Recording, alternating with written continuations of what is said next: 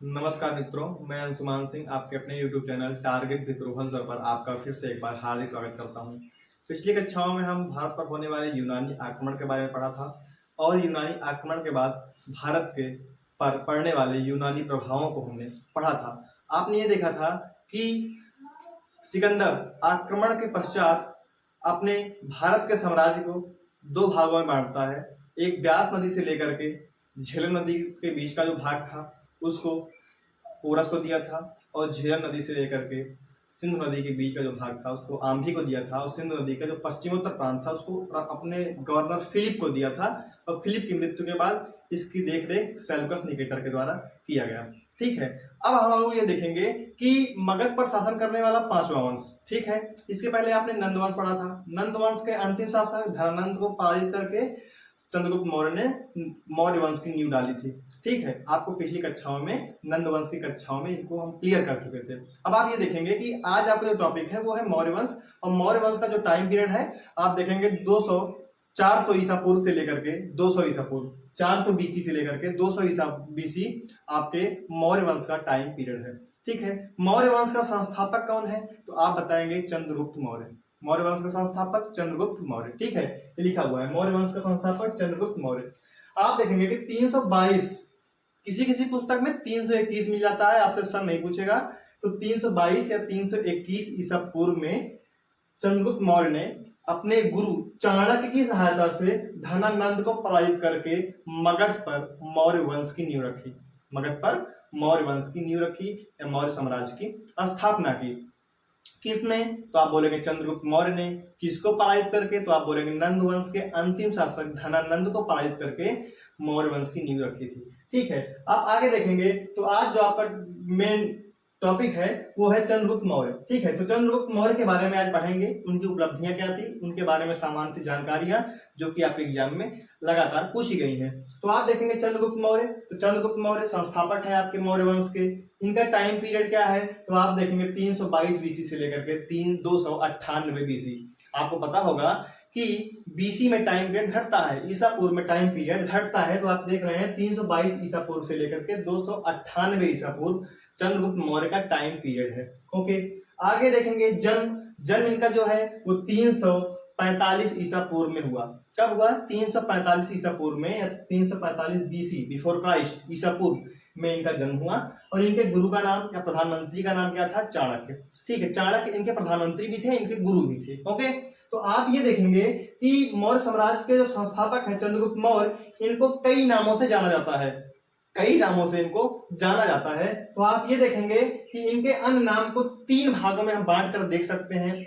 आपके एक विद्वान है स्ट्रैबो और जस्टिन। स्ट्रैबो और जस्टिन ये चंद्रगुप्त मौर्य की पहचान सेंड्रोकोटस से करते हैं। सेंड्रोकोटस। ओके, अगले विद्वान है एरियन और प्लूटार्क वो चंद्रगुप्त मौर्य की पहचान आप देखेंगे एंड्रोकोटस से करते हैं। एंड्रोकोटस। ठीक है, वहीं आप देखेंगे तो तीसरे विद्वान है मेगास्थनीज आपके और नियारकस महोदय, ये क्या करते हैं कि चंद्रगुप्त मौर्य की पहचान सैंड्रोकोटस से करते हैं। सेंड्रोकोटस इस दोनों में समानता है।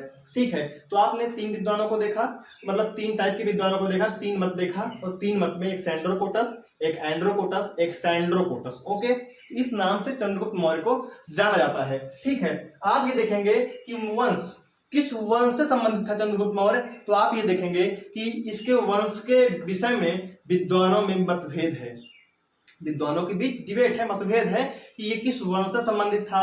तो 3 मत इसमें भी आपको देखने को मिलते हैं। इससे पहला आप देखेंगे तो आपका ब्राह्मण साहित्य, जो आपका ब्राह्मण ग्रंथ है, जो आपका ब्राह्मण साहित्य है, वो चंद्रगुप्त मौर्य को शूद्र वंश से संबंधित बताता है, शूद्र कुल से संबंधित बताता है। कौन सा साहित्य? आपके ब्राह्मण साहित्य, आपका ब्राह्मण साहित्य। ओके, आप अगला देखेंगे जैन एवं बौद्ध साहित्य। जैन एवं बौद्ध साहित्य जो है वो चंद्रगुप्त मौर्य को क्षत्रिय वंश से संबंधित बताता है। किससे? क्षत्रिय वंश से। जैन और बौद्ध साहित्य चंद्रगुप्त मौर्य को क्षत्रिय वंश का बताता है। ओके, अगला देखेंगे ग्रीक साहित्य, और ग्रीक साहित्य में आप ये देखेंगे कि चंद्रगुप्त मौर्य को निम्न कुल में जन्मा बताया गया है। क्या बताया गया है? निम्न कुल में जन्मा चंद्रगुप्त मौर्य को बताया गया है। आप देखेंगे एक वर्ड ब्रिसल शब्द का प्रयोग किया गया। किसका? ब्रिसल शब्द का प्रयोग किया गया है इसके लिए। और किसमें आप देखेंगे विशाख दत्त की मुद्रा राक्षस एक कृति है, उसमें चंद्रगुप्त मौर्य के वंश को ब्रिसल वंश का कहा गया है। ब्रिसल मतलब निम्न जाति में जन्मा। ओके, तो इसका मतलब यही हुआ। तो ग्रीक साहित्य आपका जो है वो आपको चंद्रगुप्त मौर्य को निम्न कुल में जन्मा बताता है। अब आपके सामने क्वेश्चन ये निकल करके आता है कि चंद्रगुप्त मौर्य किस वंश से संबंधित था, तो आप ये देखेंगे कि किस धर्म से संबंधित था, तो आप ये देखेंगे चंद्रगुप्त मौर्य जो था वो जैन धर्म का अनुयायी था। ठीक है, तो क्या होता है कि जैन धर्म के गुरु भद्रबाहु से दीक्षा लेता है। क्या लेता है? दीक्षा। देखिए लिखा हुआ है कि जैन धर्म का अनुयायी था, दीक्षा इसने किससे ली? भद्रबाहु, जो कि जैन गुरु थे। ठीक है, उसके बाद आप देखेंगे कि 298 ईसा पूर्व में 298 बीसी में ये अपना प्राण का त्याग करते हैं। अपनी गद्दी को अपने पुत्र बिंदुसार के नेतृत्व में छोड़कर ये कर्नाटक के श्रवणबेलगोला चले जाते हैं और वहीं पर जैन विधि सल्लेखना एक ऐसी विधि है जिसमें उपवास के द्वारा आप शरीर को त्याग सकते हैं। ठीक है, तो इसी विधि से ये अपने प्राण का त्याग करते हैं। देखिए लिखा हुआ है 298 ईसा पूर्व में कर्नाटक के श्रवणबेलगोला जो है आपके आधुनिक मैसूर में स्थित है, मैसूर में। ओके, याद रखिएगा, कभी कभी क्वेश्चन पूछ लेता है। तो 298 ईसा पूर्व में कर्नाटक के श्रवणबेलगोला में जैन विधि सल्लेखना के द्वारा अपने प्राण को त्याग दिए। कौन? चंद्रगुप्त मौर्य। ठीक है, सल्लेखना मतलब उपवास के द्वारा अपने प्राण को त्यागना। तो ये चंद्रगुप्त मौर्य के बारे में कुछ सामान्य सी जानकारी रही। आइए हम देखते हैं चंद्रगुप्त मौर्य के कार्य और युद्ध। क्या इन्होंने कुछ कार्य किया? हाँ, बहुत सारे कार्य किए थे और कुछ युद्ध किए थे। तो आप ये देखेंगे कि चंद्रगुप्त मौर्य जो थे वो आप देखेंगे कि लगभग चार फेज में 4 चरण में अपना साम्राज्य विस्तार करते हैं। ठीक है, तो आप ये देखेंगे पहला चरण में क्या होता है कि आप ये देखेंगे कि चंद्रगुप्त मौर्य जो होते हैं वो सिंधु नदी से लेकर के ब्यास नदी तक के जो भाग है जो कि सिकंदर के अधीन आ गया था आपके उत्तर पश्चिम में, इस भाग को जीतते हैं। कौन? चंद्रगुप्त मौर्य। तो पहला चरण आप देखेंगे उत्तर पश्चिम में सिंधु नदी से लेकर, आप देखेंगे ये देखिए एक छोटा सा मैप बना हुआ है आपका भारत का। तो आपके भारत के इस मैप में यहाँ पर आपका सिंधु नदी है, यहाँ पर, तो यहाँ से लेकर के ब्यास नदी तक के भाग को जीतते हैं फर्स्ट फेज में। ठीक है, तो ये साम्राज्य विस्तार भी यहीं पे आप देख लीजिए। तो प्रथम चरण में आप देखें कि सिंधु नदी से लेकर के ब्यास नदी तक के साम्राज्य को जीतते हैं। दूसरे चरण में आप देखेंगे कि चंद्रगुप्त मौर्य जो होते हैं वो ब्यास नदी से लेकर के पश्चिम बंगाल, जो कि आप देखेंगे मगध, देखिए मगध पर किसका शासन है? धनानंद का। तो धनानंद को पराजित करके अपने गुरु चाणक्य की सहायता से धनानंद को पराजित करते हैं और दूसरे चरण में ये मगध को भी अपने साम्राज्य में मिला लेते हैं। ध्यान दीजिएगा आप लोग, अब दूसरे चरण में ये मगध को अपने साम्राज्य में मिला लिए तो इनकी सीमा पश्चिम बंगाल तक पहुंच गई। ओके, अब तीसरा चरण है। तो तीसरे चरण में कहते हैं कि जिस समय आपके चंद्रगुप्त मौर्य की जो सीमा थी वो कहां तक पहुंच गई थी? सिंधु नदी तक। तो अब किस शासक के सीमा से टकराएगी? तो आपने देखा कि जो सिकंदर का तीसरा उत्तराधिकारी था फिलिप का उत्तराधिकारी सेल्यूकस निकेटर, तो सेल्यूकस निकेटर के साम्राज्य से अब चंद्रगुप्त मौर्य की सीमा टकराने लगी। तो तीसरे फेज में सेल्यूकस निकेटर से चंद्रगुप्त मौर्य का संघर्ष होता है, जिसमें एक संधि होती है और संधि चंद्रगुप्त मौर्य के फेवर में होती है। तो इससे ये तात्पर्य लगाया जाता है कि चंद्रगुप्त मौर्य ही इस युद्ध में या इस संघर्ष में विजित हुए थे। ओके, तो देखिएगा तीसरा फेज, पहले में सिंधु नदी से लेकर के ब्यास नदी, बोलिए मेरे साथ में, सिंधु नदी से ब्यास नदी तक का भाग। दूसरे फेज में ब्यास नदी से लेकर के पश्चिम बंगाल, आधुनिक मगध तक का इलाका जीते हुए थे। उसके बाद आप देखेंगे तीसरा जो फेज है उसमें 305 ईसा पूर्व में सेल्यूकस निकेटर को हराकर संधि की। किसने? चंद्रगुप्त मौर्य ने। ठीक है, संधि की कुछ शर्तें हैं, तो संधि की शर्तें आप लोग ध्यान रखिएगा। संधि स्वरूप सेल्यूकस अपनी पुत्री हेलेना या कहीं कहीं कार्नेलिया मिल जाता है, हेलेना या कार्नेलिया का विवाह चंद्रगुप्त मौर्य से कर देते हैं। तो संधि के पश्चात क्या हुआ कि अपनी पुत्री की शादी सेल्यूकस निकेटर किससे कर दिए? चंद्रगुप्त मौर्य से कर दिए। दूसरी शर्त आप देखेंगे 4 प्रांत, इनको एरियाना का प्रांत बोलते थे, एरियाना का प्रांत, जो कि आप देखेंगे आपके उत्तर पश्चिम में यहां से लेकर के हिंदुकुश पर्वत तक, यानी कि सिंधु नदी से लेकर के आप हिंदुकुश पर्वत देख रहे हैं, यहां तक का जो भाग है इसको एरियाना का भाग बोलते हैं। इसमें 4 प्रांत चंद्रगुप्त मौर्य को मिल जाते हैं संधि के स्वरूप। कौन कौन से? तो आप बोलेंगे काबुल, कंधार, हेरात और मकरान। मकरान को ही बलूचिस्तान भी बोलते हैं। ओके, तो ये 4 प्रांत कभी कभी पूछ लेता है आपसे क्वेश्चन कि एरियाना के वो 4 प्रांत कौन थे, तो इसमें 3 दे देगा, एक कोई दूसरा नाम दे देगा।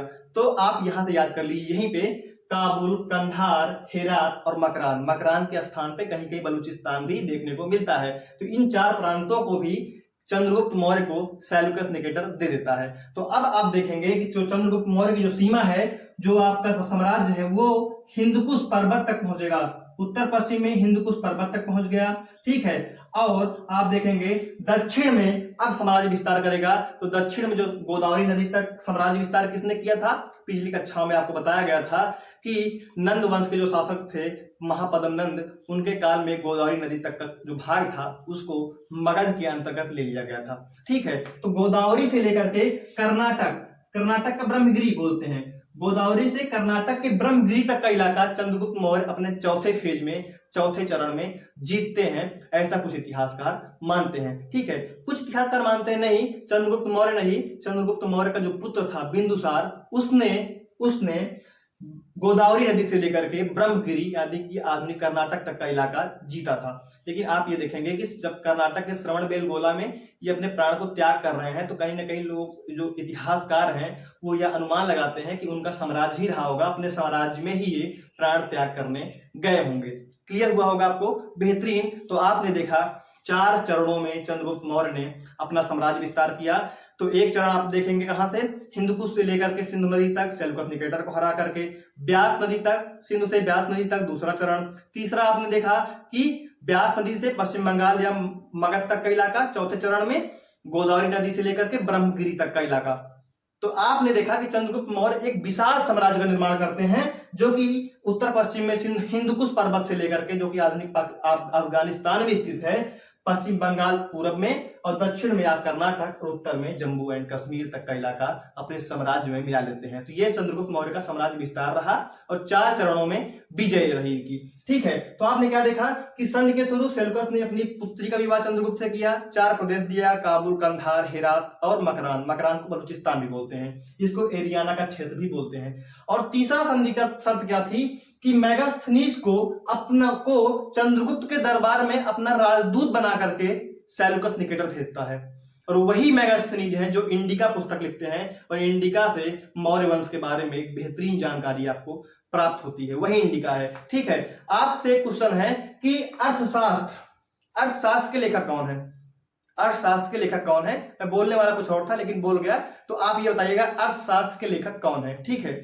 आप आगे देखेंगे कि मेगास्थनीज को चंद्रगुप्त के दरबार में भेजा किसने? सेल्यूकस निकेटर ने अपना राजदूत बना करके, और मेगास्थनीज ने इंडिका नामक पुस्तक लिखी।